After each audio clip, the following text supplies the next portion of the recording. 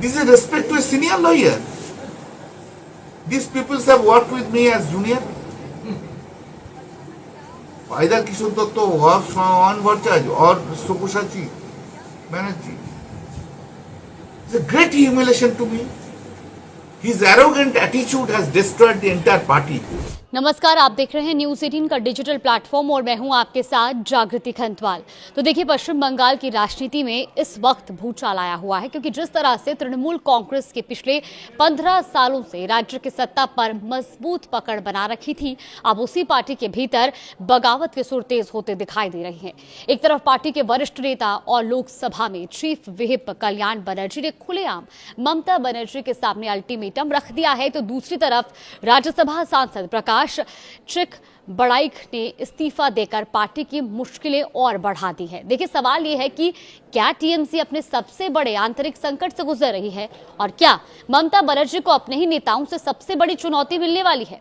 आपको विस्तार से बताते हैं। देखिए, सबसे पहले तो पश्चिम बंगाल की सत्ता का चेहरा रही ममता बनर्जी और उनकी पार्टी टीएमसी इन दिनों लगातार एक के बाद एक कई झटके झेल रही है। पार्टी के भीतर असंतोष बढ़ता दिखाई दे रहा है और बताया यह जा रहा है कि 60 से ज्यादा विधायक बागी रुख अपना चुके हैं और दिल्ली में भी कई सांसदों के नेतृत्व को लेकर सवाल उठाने शुरू कर दिए हैं। लेकिन इस पूरे घटनाक्रम में सबसे ज्यादा चर्चा जिस नाम की हो रही है वो है सेरामपुर से टीएमसी सांसद और वरिष्ठ नेता कल्याण बनर्जी।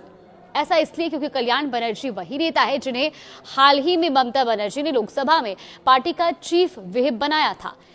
इसके लिए उन्होंने अपनी 40 साल पुरानी सहयोगी काकोली घोष को पद से हटाया था, लेकिन अब वही कल्याण बनर्जी पार्टी नेतृत्व के खिलाफ सबसे मुखर आवाज बनकर सामने आ रही हैं। दरअसल कल्याण बनर्जी ने सीधे तौर पर अभिषेक बनर्जी के खिलाफ मोर्चा खोल दिया है। उन्होंने ममता बनर्जी के सामने ऐसी शर्त रख दी है जिसने बंगाल की राजनीति में हलचल मचा दी है।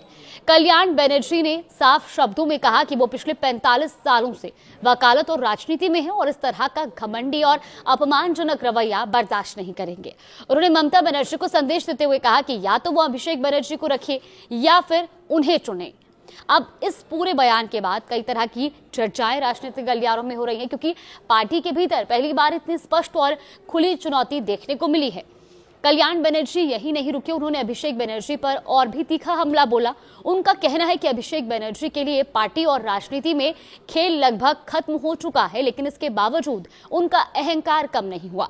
अब इस बयान के राजनीतिक मायने बेहद बड़े माने जा रहे हैं। दरअसल तृणमूल कांग्रेस के अंदर लंबे समय से 2 धड़ों की चर्चा होती रही है।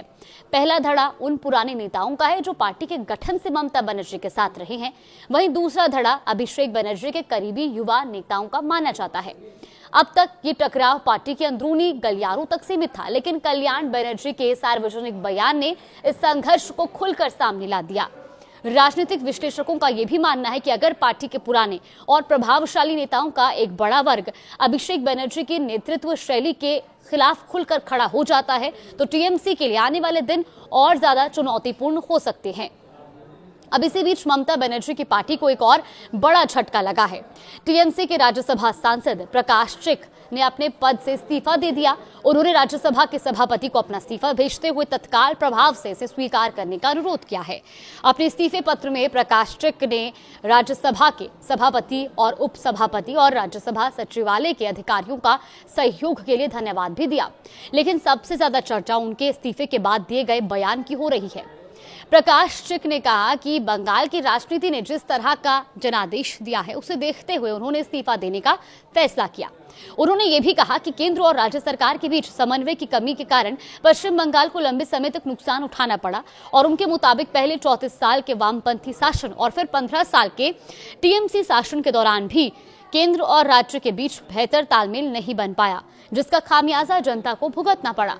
इतना ही नहीं, उन्होंने मुख्यमंत्री शुवेंदु अधिकारी के कामकाज की भी तारीफ की और कहा कि मुख्यमंत्री जो निर्देश देंगे उसी के अनुसार वो काम करेंगे।